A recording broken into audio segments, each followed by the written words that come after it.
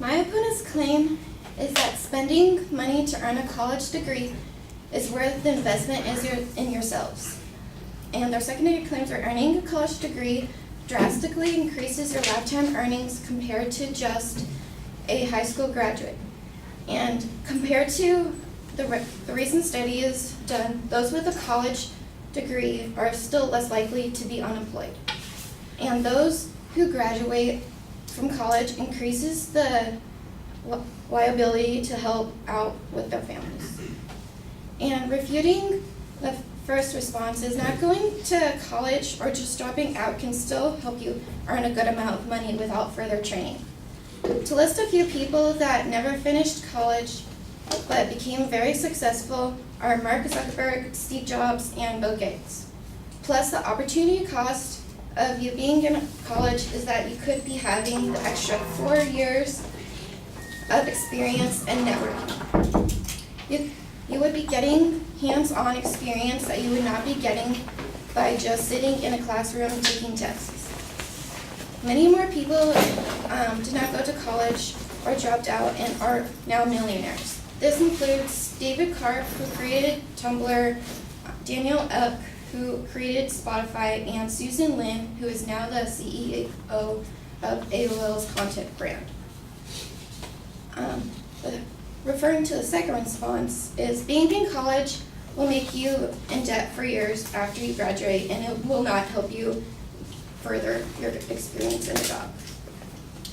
Even in my opponent's main claim, he says in 2010, recent college graduates left school owing an average of $25,000 in student loans for undergraduate, which is not that recent. So I found out that in 2014, the average graduate with student loans had debt to pay back sum of $33,000, according to an analysis of government data by Mark Kandrovitz. And if you're even thinking of doing graduate school, about 15% of graduate and professional school students graduate with six-figure student loan debt, compared with only 0.3% of undergrad students.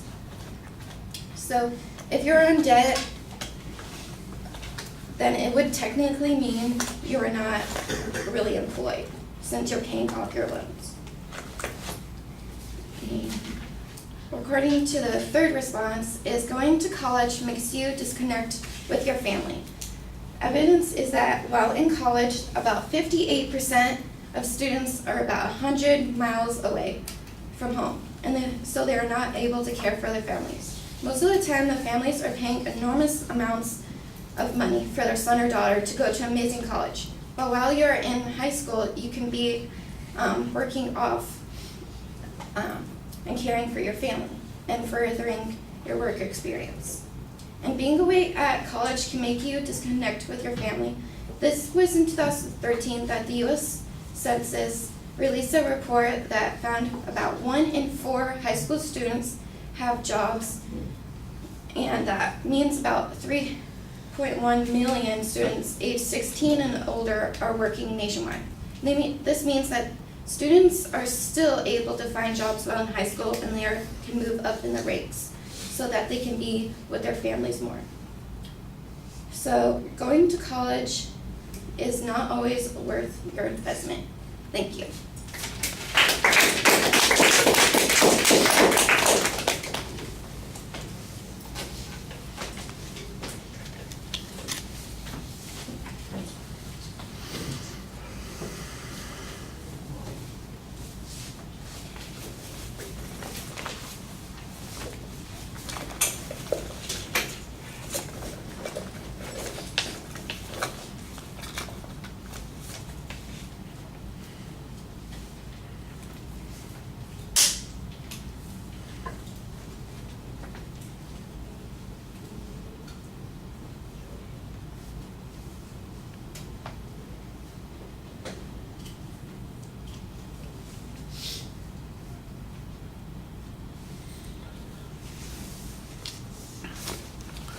All right, at the beginning of the speech, you cite the main and secondary claims clearly.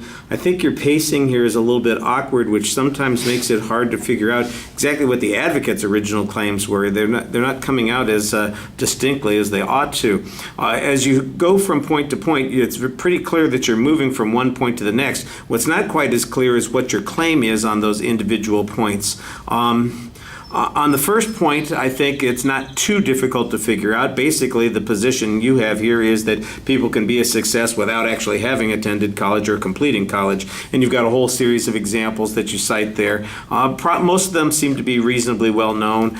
Without a source citation, I don't think there's too much difficulty in accepting most of them. One of the things that's interesting is that there's criticism right now, for instance, of people in the political realm who are in the similar situation. They didn't complete college, but they managed to have a lot of success, and now they're questioned about really whether or not they ought to be running for president and that kind of stuff. And I think that there's an interesting argument to be made here about people's ability to succeed without actually having to go to college. I'm not exactly sure that responds as well to the advocate's main point on this issue, because, like I said, I didn't think that their point was explained as clearly as you had it. I mean, you labeled it, but it's not as distinct as it needs to be. On the second point, I have a similar kind of issue, and that is that I don't think that you make as distinct a claim as you need to make. You give us a whole bunch of data, and I think some of that data helps us figure out what point you're trying to make. We can guess at what your position is, but again, I think that the language is problematic, and that as a consequence, it's not as clear as it ought to be. Even though you're delivering it, it's not that you don't speak clearly. It's just that the sentences and like I said, the absence of declarative statements is really a big problem on a couple of these points. I don't know what's going on the third point. I don't remember what the advocate's position was. I didn't quite understand what point you had. You had some good data on this point, but what it ultimately means is not as distinct as it ought to be. I did think that you helped yourself a little bit with the exit line, because that actually does state some pretty clear positions, and if I go back and look at some of the things that you said, I can see how those things fit to that point. So when you're finishing off, I think you have the right idea. You just need to do that on these other points as well. All right, thank you.